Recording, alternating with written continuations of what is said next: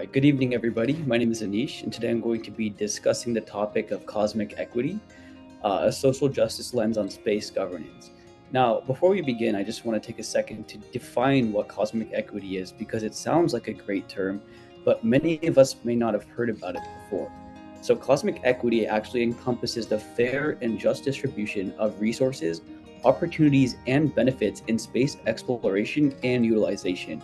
It's about ensuring that everyone, regardless of their nationality or background, has equal access to the opportunities presented by space. Now, before I get into the details and how I kind of did my data collection and such, I'd like to extend a thank you to my mentor, Miss Tiffany Thornhill. Tiffany's guidance and support have been instrumental in shaping my understanding of cosmic equity and social justice in space governance. Beyond merely seeing as a student, Tiffany has recognized my potential for civic engagement on the ASU campus as an Andrew Goodman Foundation ambassador and has encouraged me to explore the intersection of space exploration and social justice. Tiffany's mentorship has not only provided me with valuable insights into the ethical dimensions of space governance, but has also fostered a deeper commitment to civic engagement and social responsibility. Through her encouragement and mentorship, I've been able to approach this project with a broader perspective, recognizing the importance of advocating for equity and justice both within and beyond the realm of space exploration. I would not have been able to conduct this research or do this without Ms. Tiffany, and I really appreciate you, so thank you.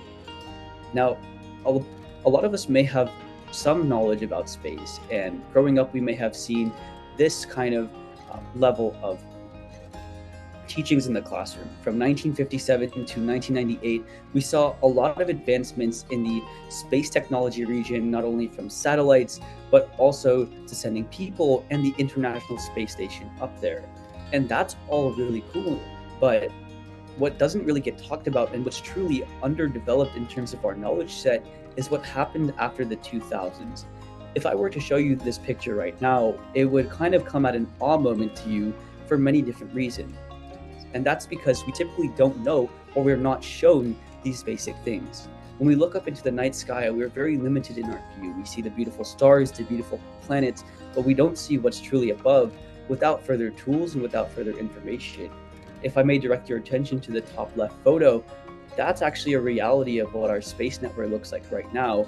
And that's what could occur if a war broke out in space, and it would be catastrophic. Now, let's get into the details and why I actually chose this topic and what it means to me. Ever since a young age, I've had a passion towards space, astronomy, and all things alike. And it's very pleasant to me that it's come full circle in terms of this project. Years later, I'm talking about the same thing, thinking about the same ideas, and questioning the same principles. Now, to me, the theme of propulsion comes to mind when I think of cosmic equity and space justice. When we propulse a rocket into space, we are pushing it through means of some sort of matter to reach another level of state. And that's what we need to do to this society as well. We need to propulse our knowledge basis set to be level and equal with what's already happening in the status quo. Now, why is that important? Because by 2035, according to the World Economic Forum, the space economy is set to reach $1.8 trillion. That's no small number. It can have detrimental and positive impacts depending on what's happening now. The reason we should care about space exploration, as well as things like homelessness or poverty or lack of food in certain communities, is because of the potential impacts that this field sector can have. The escalation of space militarization, for example, in terms of international relations. We have boundaries for our countries, we have boundaries for our states, but we don't have boundaries in space. But how does that even work? And that's the question we're trying to ask ourselves. But without the communal involvements, these decisions are going to be made with or without us. We use our cell phones, we use our TVs, we use our laptops to communicate. They all rely on satellites. Let's for say if space escalation of space militarization happened and one satellite blew out, then millions of people would lose that connection. And it would be crucial to not only economies, but people's lives. Now, there's a lot of other things that happen in space, like space tourism or astrogovernance policy. But why is that important? It's because when you send the elite few up into space, you're only perpetuating the problem of making that a financial burden to even get access to this level of information. We've saw recently with SpaceX and Amazon, they've sent their top employees or top investors up into space by merely cutting a check and sitting down and exploring the view.